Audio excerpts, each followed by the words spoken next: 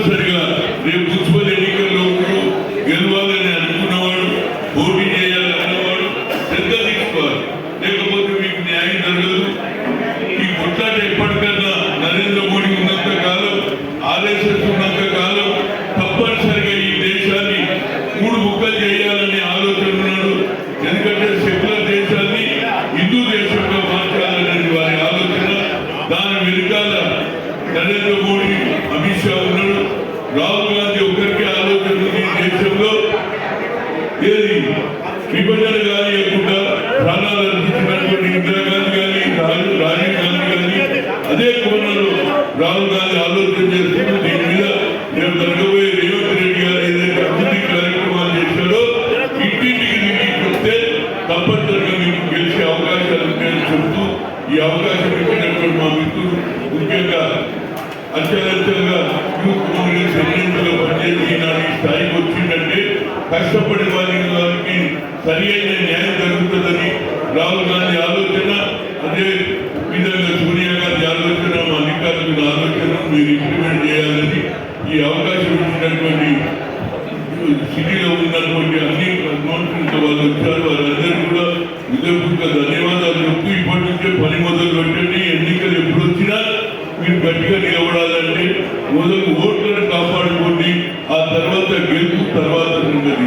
ఓట్లను కాపాడుకోకుంటే మీరు గెలుపుకి నష్టం జరుగుతుంది. కాబట్టి ఇప్పటి నుంచి ఆ కార్యక్రమం మొదలు పెట్టాలని మరొకసారి రోహిత్ను నా హృదయపూర్వక ధన్యవాదాలు. రోహిత్ రెడ్డి గారు ఏ విధంగా పనిచేస్తున్నా అతను కూడా అదే విధంగా పనిచేసి మంచి పేరు తెచ్చుకోవాలని కోరుతూ సెలవు తీసుకుంటాను. ఓట్ చోరీపై ఏ విధంగా అయితే రాహుల్ గాంధీ గారు యుద్ధాన్ని ప్రకటించారో, మరి అనేక సంవత్సరాల నుంచి మన రాష్ట్రంలో ముఖ్యంగా హైదరాబాద్ నగరంలో ఇదే ఓట్ చోరీపై మరి పోరాటాన్ని చేసినటువంటి గౌరవ పెద్దలు, నాకు ఎప్పుడు కూడా సొంతంగా తోడుండి ప్రభుత్వం లేనప్పుడు ఎన్నిసార్లు జైలుకి వెళ్ళినా కానీ ముందుకొచ్చి మమ్మల్ని విడిపిస్తూ నువ్వు ఇంకా కష్టపడాలని ప్రోత్సహించినటువంటి నాయకులు ఫెరోజ్ ఖాన్ గారిని మాట్లాడాల్సిందిగా కోరుతున్నాను. यादव जी, उस्मान हाजिरी जी, राममोहन जी, रोहित जी, सौजन्या जी, आप सबको सलाम, नमस्ते। आपने भी ये बात बोली है, हिंदी में बात करूँ, तेलुगु में बात करूँ? राइट।